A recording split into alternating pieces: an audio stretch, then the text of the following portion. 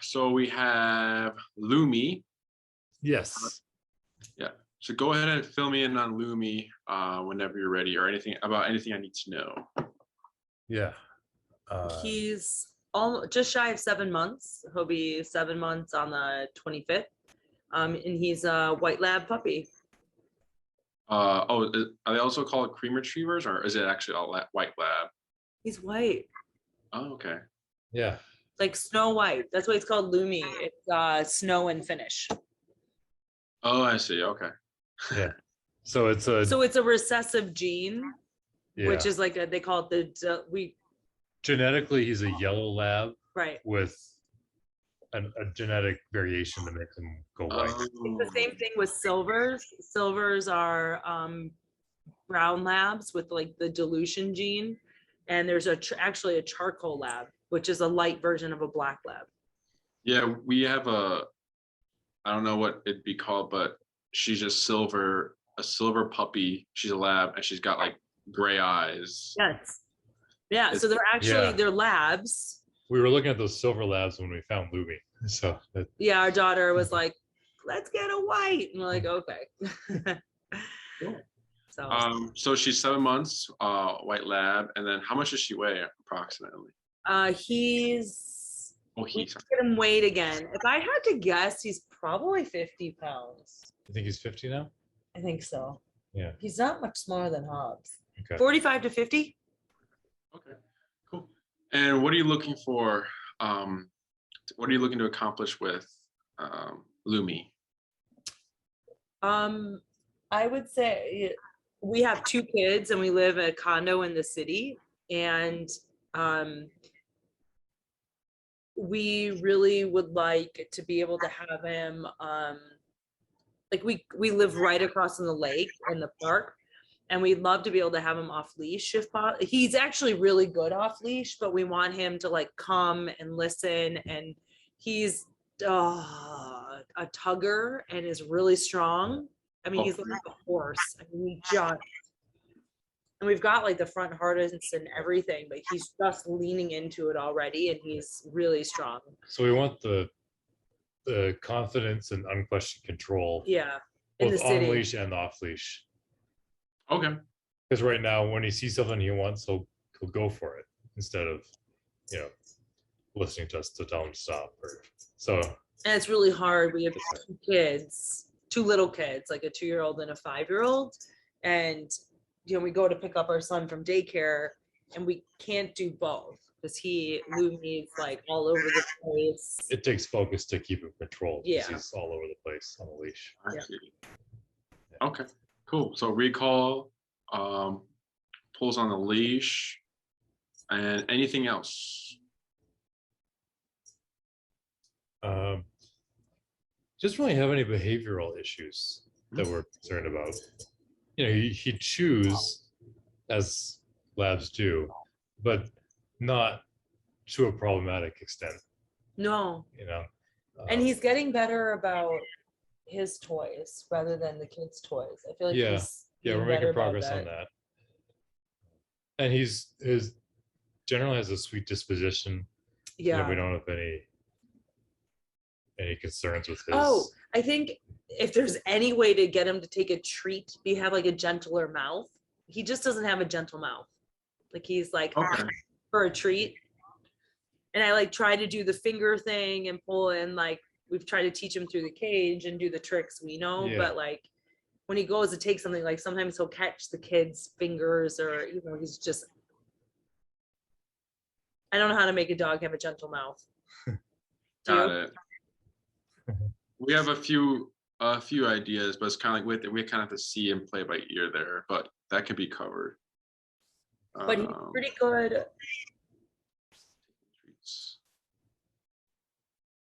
Okay. I mean, we both work, full disclosure, we both work, and we have 2 kids, and like our life is crazy and hectic, and we can get him to sit, we can get him to lay down generally. We've been working on stay lately. And we've been working, like stay is a big thing, like making sure that he stays. I got just out of sight. Oh, that's a big deal.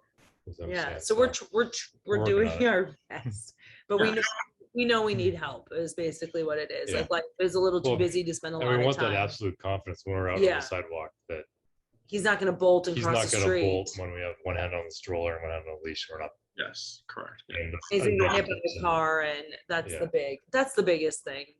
But Okay. he's pretty good. Like we take him out across the way, and he generally We like do take him off leash in the park. yeah, and he And generally he comes stays back. He close stays and- close, and he's pretty good, Okay, that's good. Yeah. surprisingly good, But we're like about to go to Michigan, and it's in the woods, and they're off leash like all the time, and like they can disappear. Yeah. And that's in like a month, and I'm a little worried that Yeah. he might not come. We've been trying to do come, and it's a loose.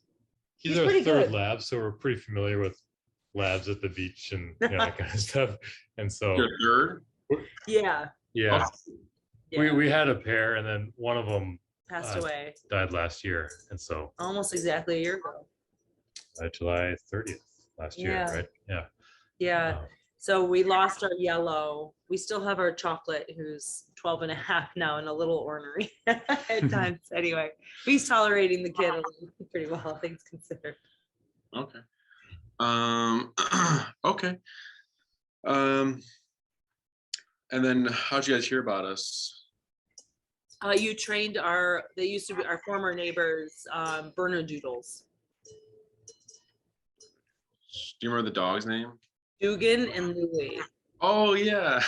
I didn't know. Well, they've been here since before I've started working here. I didn't know they were trained by us. I know they came here for daycare, but I had no idea they were trained by Jesse or anything like that. Yeah. Yeah, they Yeah, we definitely asked were. him because their dogs behave really nicely and have And great recall on the street and stuff. So it's, who did it? Jesse? Call And by Jesse. the way, we used Okay. a shock collar, and we're like, oh, do we want a shock collar? And then we kept running into people who had their dogs like off leash in the city, and every single one of them were like, what do you? They're like, oh yeah, we have a shock collar. Oh yeah, I have a shock collar. It was probably about 5 different people, and they're like, yeah, they have a shock collar, and I was like, okay. So the method works. So I And- guess that's what you have to do in the city. Our friends say Jess is really good at it. So. Yeah. Yeah. We haven't seen them. We haven't seen those dogs in a while. But yeah, I remember them. They just Okay. had a baby and they moved, and so their life is chaos right now. So I gotcha. Cool. So sounds like you're already kind of aware of how we train and like the methods and everything with the e-collars and all that stuff. A few things before. So you have a lab. A lot like labs and golden retrievers are known to be like, well, most of them are super like tough dogs. Like they're just tough. Like they're super happy-go-lucky. Most of them have a hard time like perceiving threat or like discipline because they're just like they can't stop wiggling around, right? Yeah. So for the pulling, oh, you shocked me. How fun. say that again? Oh, a shock. How fun. Oh man. Yeah. Yeah, I mean like it can get funny at times, but with the pulling, because you're using a harness, right? We have So a hard time. Yeah. the harness technically makes the pulling worse because I mean, as I know you guys probably seen like the no pull harness or like the one that goes on the front and stuff like that. Yeah, that's what we The have. one on the front is technically a little better, but there's still no discipline with it. It's just control. So with the harnesses, Jesse will tell his clients that dogs have opposition reflex. So if you pull back, they go forward. If you pull left, they go right. If you pull right, they go left. So harnesses are used for huskies, horses to pull carriages, and they're actually also used. They're actually Our yellow lab, Our we're having yellow flash. lab He was would the tug strongest. like a maniac, and then you drop the leash and he just stops and looks at you, stands on his nose, look at And you. you're like, and he was like this, he was as Yeah. strong of a dog as I've ever, I mean, it was unbelievable. yeah. Strong. And Yeah. it's not just me, like, So that opposition reflex Like, We're familiar with We that. totally get So that. we use gentle leaders. We switched to gentle leaders for both of our. Hobbs is now on a normal. He's Yeah. old enough that he's now in a Yeah. normal collar. But we did switch to gentle leaders. But I don't like the way they look because it looks like a muzzle for other people. So I think it looks threatening, and also both of them got scars, Oh yeah, like they leave a mark. calluses across their nose. Yeah, they leave a mark. Yeah. Yeah. So I'm Um. trying to avoid that in the puppy. Yeah. But yeah, you're familiar with it. The harnesses and everything. They do make it worse. And these don't, and the prongs never worked. Yeah. So All of our yeah. dogs still pulled into the prongs because that's normal. Say that again. Our dog, we went from like normal collars with our last labs to prong collars, and forget it. They thought they just pulled right into it like it was nothing. I was like, how is that? That's not supposed to happen with dogs. I mean, it literally was like nothing for them. Yeah, that's how it usually goes with because so we have all these tools, and there are specific ways to train prong collar. But even then, sometimes it's not enough, like discipline, because if we have a dog that's so like driven into like I want to get this, if they're like at a 7, right, on their like I want to go, if they're on the 7 out of 10, and your strongest yank or the prong can only do like a 5, you're never going to override the brain ever, right? It's a good step forward because now you can correct your dog for doing a behavior. So like that's what the prong is for, corrections. So like that's why it's mimic, like it's all spiky. It's supposed to make a dog bite. So like when they hit it, it closes. But then sometimes dogs are so like, tough and like, I don't care, I'm gonna pull through it. That's just what happens. Right. Again, harnesses promote pulling. And even like with flat collars, that can still have some opposition reflex there. But yeah, I mean, the harnesses are also used for protection training to create pulling. So like they'll pull the dog back and release, pull and release, pull and release to create frustration because pressure here is negative and it's annoying. So when they're frustrating the dog, once they've created enough aggression, they let go and then the dog goes and bites the guy. Right. So sometimes owners over time, without knowing it, can be training their dog for protection work as when they're puppies, right? So then after harnesses, gentle leaders is a good controller, but then it's still not really fixing any issues. It's just like a little band-aid for the moment because he's still going to want to pull. And then you go to prong collar, and then you get that issue where like sometimes it's not enough. It's not enough. We went from prong to gentle leader, and with gentle leader, Hobbs in particular still figured out how to pull. Yeah. Just do something with his neck. I mean, he like figured out how to turn his head with his neck and still. Yeah. I don't know. Yeah. We've had 2 labs before, and we tried.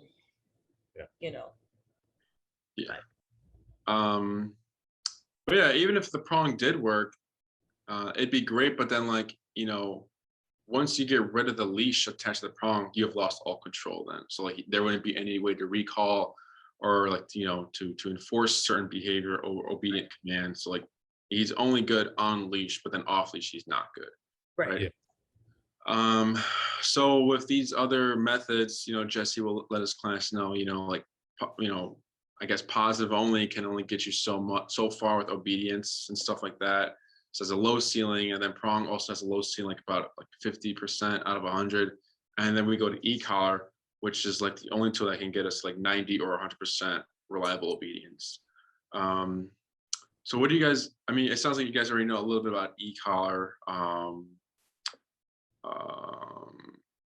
So e-collar is, have you guys ever been to a physical therapist or like a chiropractor? We watched one of his training sessions with the dog.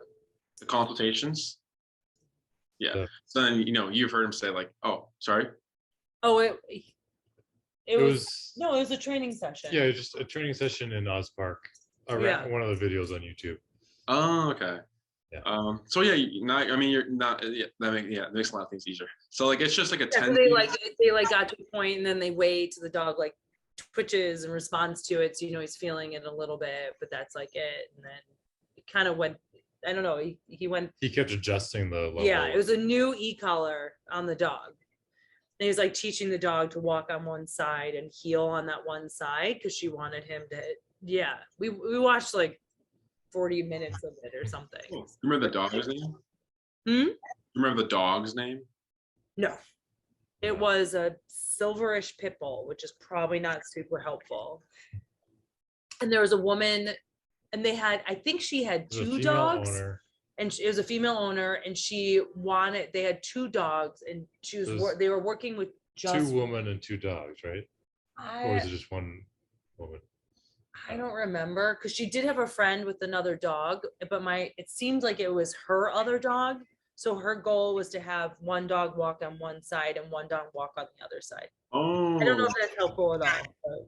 Yeah, I haven't seen it, but yeah, that's, you know, every first lesson is a good watch because it's like brand new. They have never had any training, or seeing it in like real time. So it's like, I don't know, we have so many videos of like, you know, like basically evidence that it works, and like you'll see like the progress and you see all these things, and then, you know, every other video, every class that happens, every other video, the owner comes back, it's like, yeah, today was great, and they're like, you can hear them starting to get like very happy and confident in the tool because you get results like within the class, right? With like the positive only stuff and everything, it takes time, sometimes even years, to get results like that reliable obedience like in the outside world versus the inside. But yeah, that's, you know, it's, like I said, it's used on, that technology is used on humans. The brand we use is called Dogtra, has 127 levels. So there are other models out there, other e-collar brands, like cheaper ones maybe. And then when, you know, obviously, you know, when those ones don't, they have different feelings, they're sharper feelings, and they're more, it'll create an edgy dog, and it'll sometimes makes things a little messy. And those only have like maybe like 10 numbers, right? So think of their 10 equal to 127, the power. We just have so many more numbers to be more specific to the dog, the scenario, the environment, whatever's going on, and stuff like that. But the Dogtra has a certain feeling to it that's very smooth, and it gets us a good response, and then the dog is like calm about it, right? Do you have any questions about the e-collar? No, I'm just more curious. You're starting to talk about like PT and humans. Is it the same with the physical therapy? Sorry, physical therapy. Oh yeah, that's a TENS unit. It's like the. Oh, it's a TENS unit. Yeah. That feeling is e-collar. Yeah, the same technology. Yeah. Anything else? Anything else about the e-collar? Yeah, this is a stupid question, but how does it feel compared to like an electric fence collar? I'm not sure. I've never felt electric fence.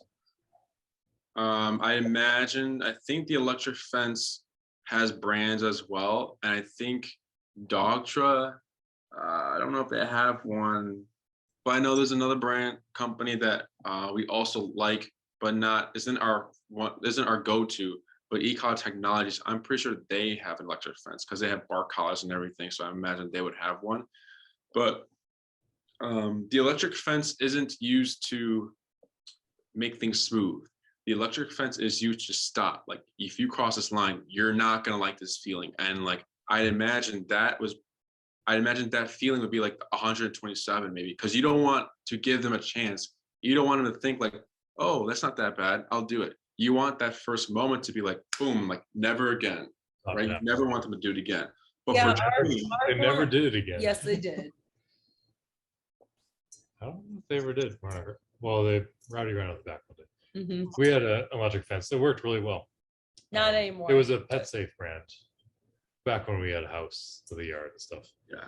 And then sometimes like when you're testing it out, I'm not sure, I can imagine maybe, you know, if there's nothing going on, your dog's walking, you know, it's just passive. Boom. Okay, I didn't like that. But then if something changes, like what if he's chasing a squirrel, maybe when he's higher up there, he can kind of shut this out and just go through it because he's like not thinking about it. He's like, I took the hit, whatever, but it's worth it because it's a squirrel.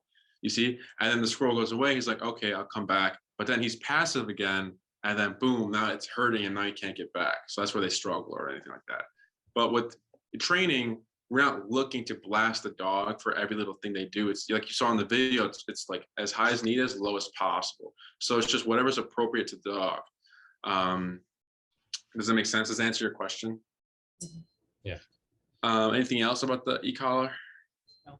Cool. And yeah, they're rechargeable, they're waterproof. You know, he can go swimming with them. A mile or a half-mile long range, it's a lot of distance. The battery lasts a long, very long time. What else about them? The GPS? I don't think so. It's a long range. I'm only asking because why would you shock a dog who's a mile away? They were used for hunting dogs. But why would you shock the dog if they're a mile away? Because for hunting dogs, if they're like going the wrong way or they're steering right, they're able to like steer dogs with e-collars. They're able to function them. Which shock pattern left and which means right, and they can guide them to. That's why I was asking if it had GPS on it. Not on the collar, but I know that Doctor sells GPS like trackers like separately.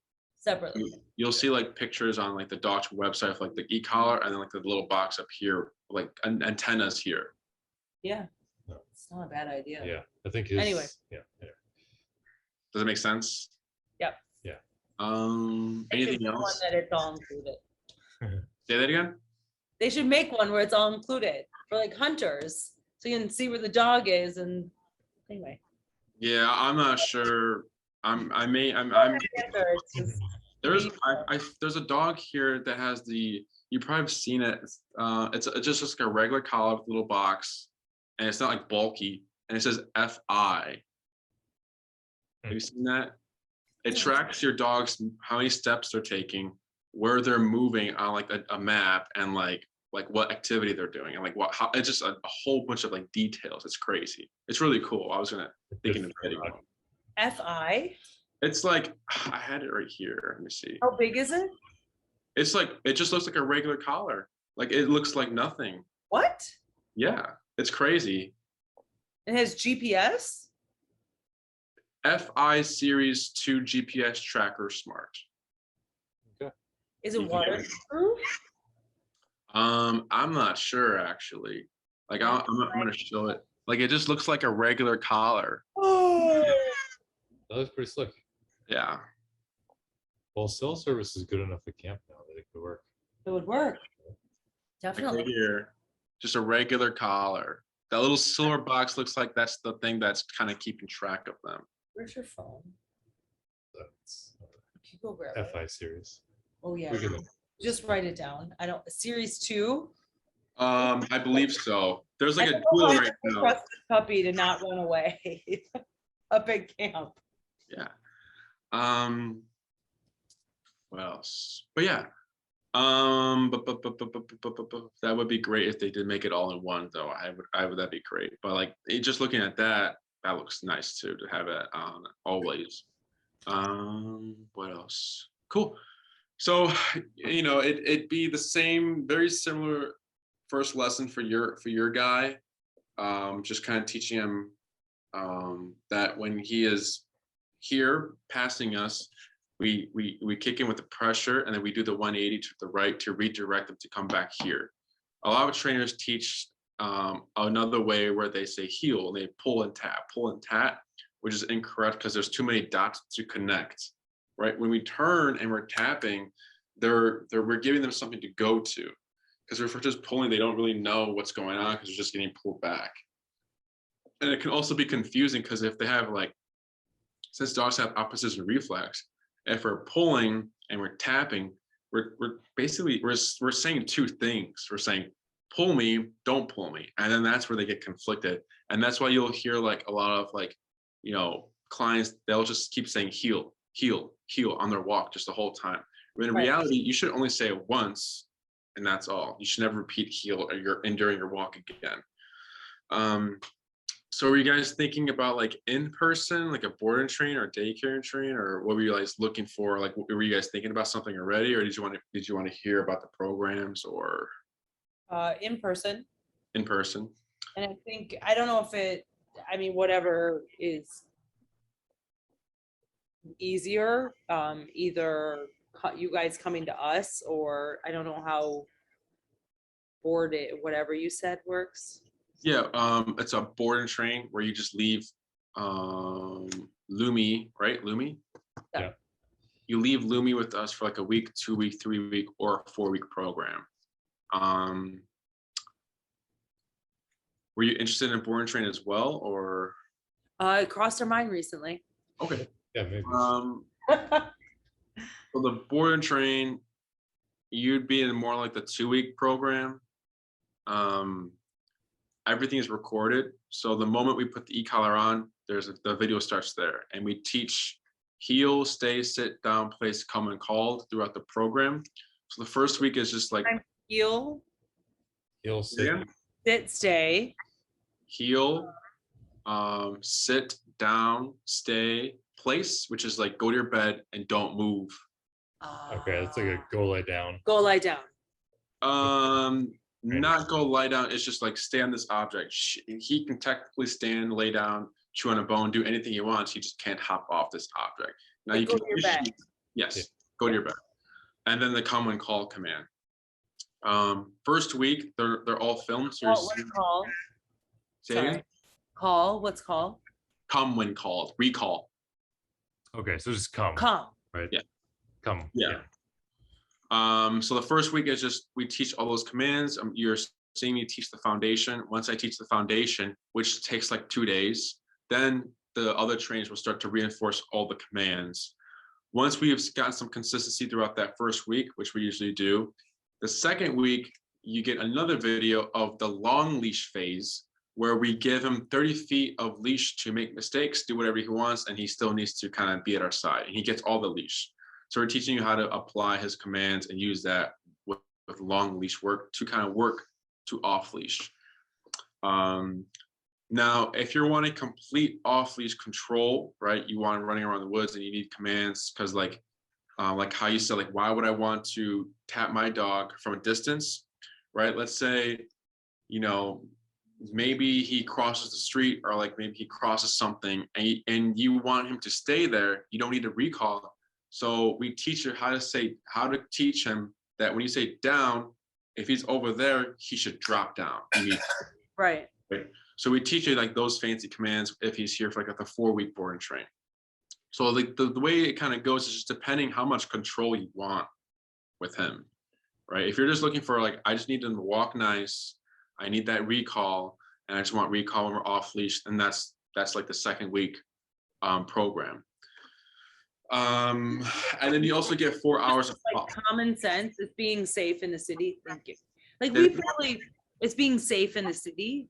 So we probably I would probably not walk him off leash in the city. I know some people do, but let's just say we've had 2 labs, and we know that every once in a while there is something, that squirrel or that rabbit or whatever the heck it is.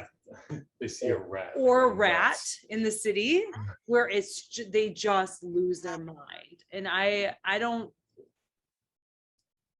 think I'm too nervous to ever fully trust a dog to not do it, to not go in the street. Like and I'd love to say that we could walk them off leash. We live on Lakeshore Drive. We live on Lakeshore Drive. If they go on the street, I mean, it's done. It's game over. It's game over. For sure. No, yeah. I'm just giving you your options. And no, that's why I'm asking, like, for a dog in the city, in that type of environment, would a 2 weeks be enough, do you think? Or, I mean, you guys have a lot more experience with he's pretty good. And honestly, I think he's actually pretty smart.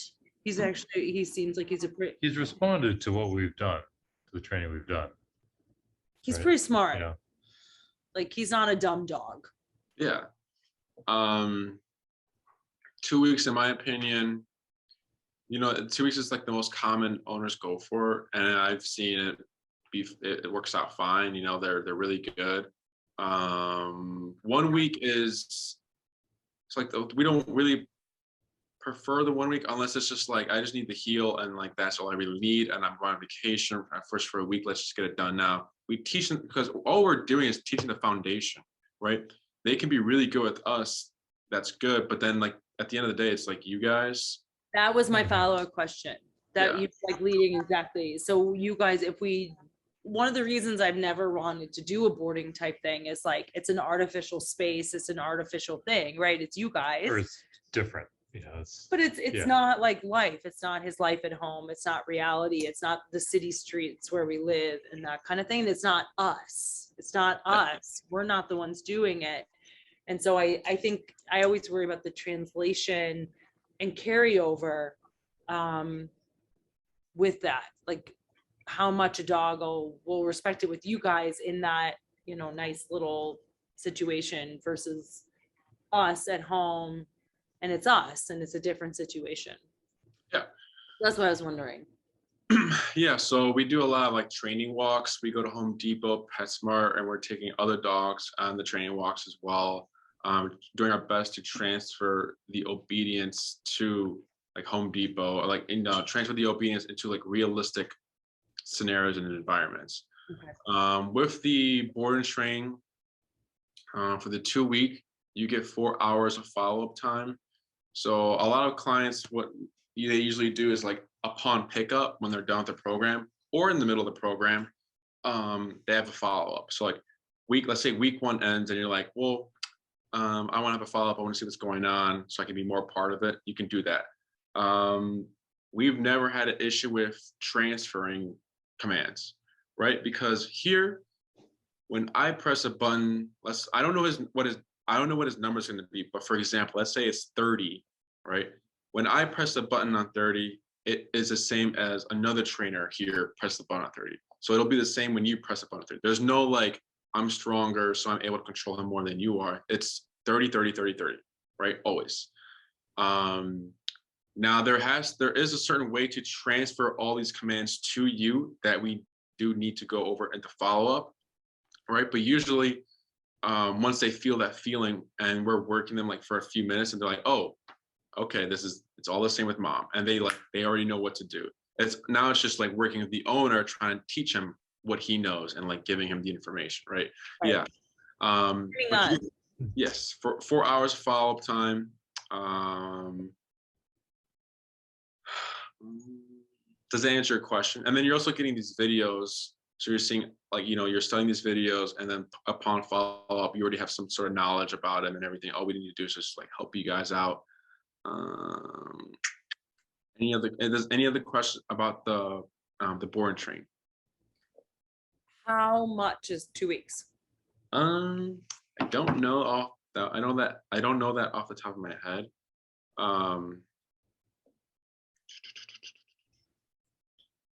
Let's see here. So the 2 week is $27.50, right? This consultation will go towards that. So this is credit. 4 hours of follow-up and 2 1-hour-long videos. And then the e-collar is not with this. You guys need to buy that separately. Okay. Now, yeah. Any other questions about the board and train? How much are individual sessions? Right. Well, on the board and train, the 4 hours, the 4 hour follow-ups come with the board and train. Yeah. What's the availability? How far out do you have to book those? I'm not sure. I know we're pretty booked. I think maybe until after like mid-August. I'm not sure because we can only take so many board and trains at a time. Right. Yeah. I would have to check with Kim, our kennel manager, because I'm not sure about that schedule. Okay. But for that, we would just need like vaccinations and a lot of basic information to get you guys like registered and everything for the board and train. You should have that all ready. I think I got all that to you. Yes. Yeah. So we're out of town at the end of August, so we're probably looking at September if we were to do that option. Okay. Okay. Anything else about the board and train? Cool. So the in-person, you guys, again, depending on how much control you want, but we have the 6-week program, which is like, think of the 6-week program as like, I walk my dog around the block. I need that loose leash walk. I take my dog to this field or the dog park. I need recall and I go home. That's the 6-week program.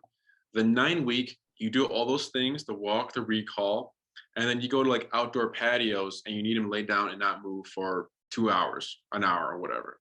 The 12-week is the off-leash hiking and all those fancy commands. So just depending on like how much control you're wanting, it's like the 6-week or the 9-week is like around your guys's range.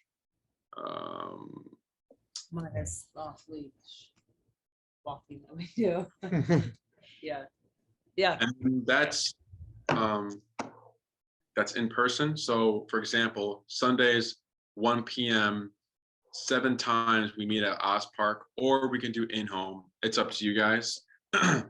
There is a price difference though for that.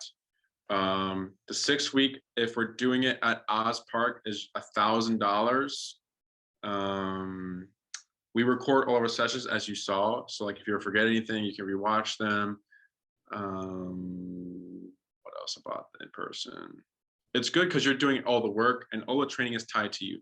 So as you saw in the video, we don't touch the dogs. We just kind of verbally coach you guys so that, you know, again, everything is tied to you. You're doing it from, you know, the get-go, you're doing it from, you know, ground zero, and you're learning like nuances. You're learning how to do certain, you know, control your dog like hands-on right off the bat. And we like Oz Park just because it's super busy. There's a lot of off-leash dogs, bikes, scooters, squirrels running around, everything's there. But if you're also wanting like, you know, well, I want to do it in my area, right? We would have to meet at either in front of your building or wherever you're located at, or if there's like a nearby park. Like I remember I was working with a client that lived like 2-3 blocks away from like Navy Pier, and we trained in front of, I forget that park, right in front of Navy Pier, that open grassy area with the fountain and everything. We trained right there, and it was like when everything was coming back and people were walking around. There's a lot of stuff going on, and it was really cool. So we would have to meet, if we can meet at a park, or you know, We're literally across the street from Belmont Harbor. Okay. At the pass to Belmont Harbor. So it's like, Okay.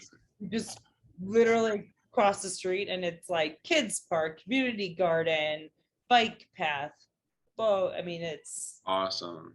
Cool. it's Yeah. geese, ducks, the whole shebang. Awesome. Yeah. You know, it's right by the dog beach there. Do you know that? There's like a dog beach in Belmont Harbor.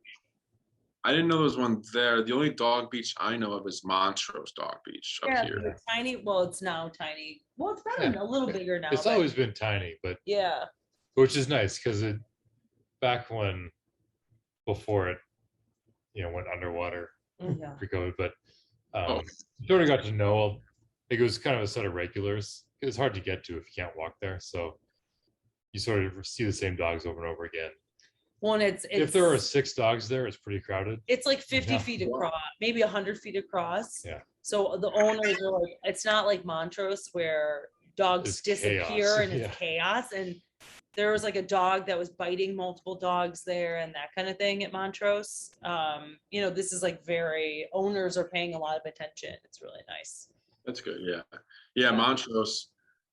I used to go there, but I only went there like in the winter or the fall when like no one was there. Mm-hmm. Yeah, it was nicer there. I mean, here and there you'll get like a weird owner with a weird dog, but I went there one time in the summer and I was like, never again. Like, no. People were having picnics in there. And it was just like, kind of like, it was just weird, very strange. It's so yeah, but yeah, wherever you want. So you said it's 1,000 for 6 weeks At Oz. at Oz Park. The in-home is 6 week. The 6-week in-home is 1,275. The 9-week for in-home is 1,765. The 9-week for Oz is 1,350. And I'll send this all as a follow-up email as well. So I'll send you the programs we talked about with the prices. I'll link to it to our website. Sorry. Say it again. How much is the 12-week?